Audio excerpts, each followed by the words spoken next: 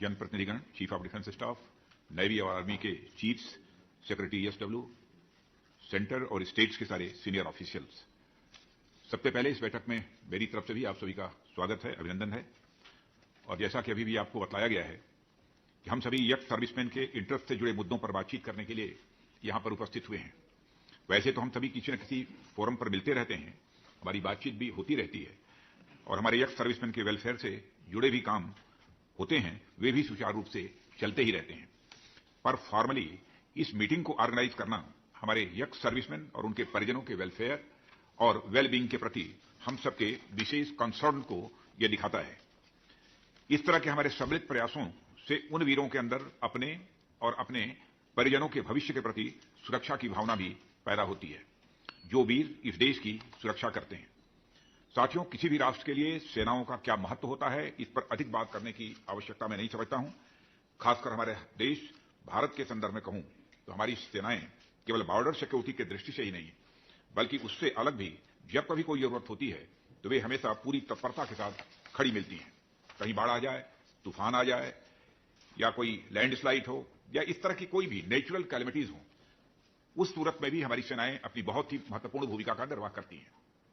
हमारी armed forces के जवान अपनी कमिटमेंट के कारण देश तो देश के बाहर भी जाने जाते हैं और आज हमारी सेनाएं फर्म कमिटमेंट और डिसिप्लिन का एक बड़ा पर्याय बन चुकी हैं। इसलिए हमारी सेनाओं की जितनी भी सराहना की जाए वह कम है। इसी प्रकार हमारे वेटरन्स भी फॉर्मली भले ही सर्विसेज से एग्जिट हो गए हों, पर उनकी देशभक्ति में, उनके जज्बे में और देश सेवा की उनके कमिटमेंट में कहीं भी किसी भी प्रकार की कोई कमी दिखाई नहीं देती है। जब भी देश को जरूरत होती है, बराबर वो अपना योगदान देते हैं। और आप लोगों को याद होगा कि जब हमारा देश कोविड के संकट से गुजर रहा था तो सेनाएं तो देश विदेश में सहायता के लिए जुटी ही थीं।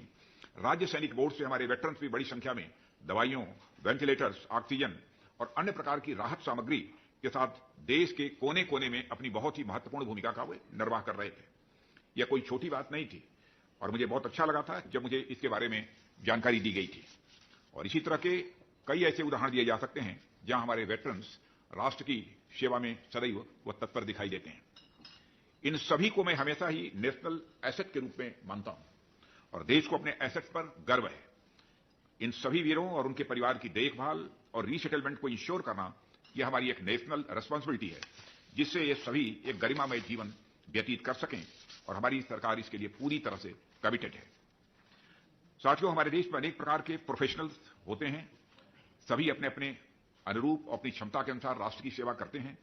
हमारे देश में ब्यूरोक्रेट्स हैं, डॉक्टर्स हैं, इंजीनियर्स हैं, चार्टर्ड अकाउंटेंट्स हैं, टीचर्स हैं और सभी राष्ट्र की प्रगति में अपना अपना योगदान करते ही हैं। पर आप लोगों ने ध्यान दिया होगा कि इस देश में कितने ऐसे प्रोफेशंस हैं जिसमें यंग प्रोफेशनल्स के वेलफेयर के लिए एक पूरा विभाग ही बनाया गया, जबकि हमारे वेटरन्स बंधुओं के वेलफेयर के लिए रक्षा मंत्रालय में बाकायदा एक डेडिकेटेड डिपार्टमेंट है। यह इस बात का प्रमाण है कि हमारे वेटरन्स के प्रति राष्ट्र की जिम्मेदारी क्या है और राष्ट्र की प्रायोरिटी क्या है, उनके प्रति हमारी चिंता क्या है और वेटरन्स हमारे लिए क्या मायने रखते हैं। और यह देश हमारे सैनिकों और वेटरन्स के प्रति बड़ी कृतज्ञता और सम्मान का भाव भी रखता है। हम सबके लिए यह खुशी की बात है कि हमारे सैनिकों के कल्याण के लिए केंद्र और राज्य सरकारों ने हमेशा मिलकर काम किया है और यह विषय उन विषयों में से एक है जिसमें दोनों सरकारें बढ़ चढ़कर अपना योगदान देती रही हैं। कभी भी हमें यह सुनने को नहीं मिला है जब राज्य सरकारें यह कहें कि यह सब्जेक्ट तो सेंट्रल गवर्नमेंट का है और इसलिए सैनिकों के कल्याण का मुद्दा केंद्र का मुद्दा है, अथवा केंद्र बोले कि सभी राज्य अपने अपने सैनिकों के बारे में चिंता करेंगे, या कोई एक दूसरे को कभी नहीं कहता है। हमेशा से ही दोनों ने सैनिकों के प्रति अपनी जिम्मेदारी बखूबी निभाई है और उनके प्रति अपने कर्तव्य का सुचारू रूप से निर्वहन भी किया है। केंद्रीय सैनिक बोर्ड द्वारा किए जा रहे वेलफेयर वर्क्स कोऑपरेटिव फेडरलिज्म का एक जीता जाता यह उदाहरण है। साथियों, मैं राजनीतिक पार्टियों के बारे में कहना चाहूंगा। सभी राजनीतिक पार्टियां अपनी विचारधारा से ऊपर उठकर हमारी सेनाओं के कल्याण, उनकी सुख सुविधाओं और उनके गरिमामय जीवन जीने के प्रयासों का बराबर समर्थन करती रही हैं। मैं यह नहीं कहता कि सारी राजनीतिक पार्टियां इसमें बहुत महत्वपूर्ण भूमिका का निर्वाह करती हैं, गवर्नमेंट में रहती हैं, निर्वाह भी करती हैं, लेकिन वह इस प्रकार के जो भी इफर्ट्स गवर्नमेंट के द्वारा किए जाते हैं उसकी सभी के द्वारा प्रशंसा की जाती है, उसका समर्थन किया जाता है और ऐसा करना उचित भी है, क्योंकि जब हमारी सेनाएं सीमा पर खड़ी होकर सुरक्षा का कार्य करती हैं तो उस समय वह किसी एक खास राज्य या किसी खास पार्टी या देश के किसी खास समुदाय की सुरक्षा नहीं कर रही होती हैं।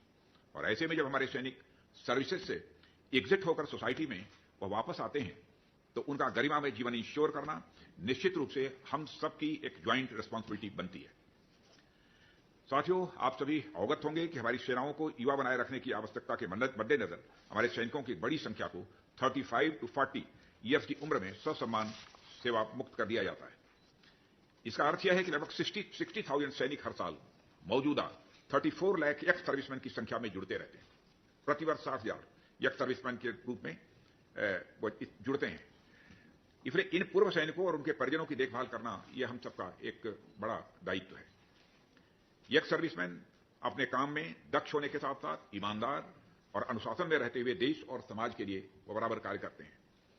सभी राज्यों में पूर्व सैनिकों के लिए नौकरियों में रिजर्वेशन है, परंतु इनका पूरी तरह से पालन कराना और उसकी मॉनिटरिंग करने की जरूरत है, ऐसा मैं मानता हूं। और हम सभी को पता है कि सरकारी नौकरियों की भी एक अपनी सीमा है। इसलिए हमें इन सैनिकों के रीसेटलमेंट के लिए नई योजनाओं और नौकरियों के लिए दूसरी जगहों पर भी प्रयास करने पड़ते हैं। मुझे बताते हुए खुशी होती है कि कुछ राज्यों ने नए इनिशिएटिव्स लेकर एक्स सर्विसमैन के लिए नई नौकरियों का इंतजाम किया है। हालांकि इसमें अभी बहुत कुछ आगे भी करने की जरूरत है। साथियों, राज्यों में सैनिक कल्याण और कल्याणकारी स्कीम्स का संचालन राज्य सैनिक बोर्ड व जिला स्तर पर जिला सैनिक बोर्ड के द्वारा किया जा रहा है। वर्तमान में देश भर में सैनिकों के कल्याण के लिए 34 राज्य सैनिक बोर्ड कार्यालय व 409 जिला सैनिक बोर्ड कार्यालय इस समय कार्यरत हैं। और मुझे यह बताते हुए खुशी हो रही है कि हमारे सामूहिक और निरंतर प्रयासों से केंद्रीय सैनिक बोर्ड की सभी कल्याणकारी स्कीम्स के अंतर्गत पिछले 3 फाइनेंशियल ईयर में 3.16 लाख बेनिफिशरीज को लगभग 800 करोड़ रुपए की वित्तीय सहायता दी गई है।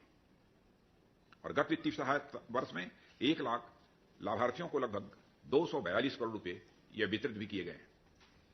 इसके अतिरिक्त पैराप्लेजिक रिहेबिलिटेशन सेंटर किरकी और मोहाली, केशायर होम तथा देहरादून, लखनऊ और दिल्ली सहित देश भर के 36 वार मेमोरियल हॉस्पिटल्स के संस्थागत अनुदान भी दिया गया है। साथियों, पूर्व सैनिकों के लिए हमारी स्वास्थ्य योजना ECHS का तेजी से विस्तार हुआ है और आज पूरे भारत में 30 रीजनल सेंटर और 427 पॉलीक्लिनिक्स हैं और इनसे जुड़े लाभार्थियों की संख्या भी लगभग 55 लाख है। और यह सब इसलिए संभव हो पा रहा है क्योंकि सरकार हमारे सैनिकों के कल्याण के लिए पूरी कमिटमेंट के साथ ये जुटी हुई है। हमारे सैनिकों और वेटरन्स के वेलफेयर के लिए जितना बजट मांगा जाता है उतना बजट प्रदान होता है। यह उनके कल्याण के प्रति हमारी निष्ठा का एक बहुत बड़ा प्रमाण है। आज मैं बड़े हर्ष के साथ कह सकता हूं कि एक आध स्कीम्स को छोड़कर हमारी किसी भी स्कीम्स में पेंडेंसी नहीं बची है, किसी भी स्कीम्स में पेंडेंसी नहीं बची है।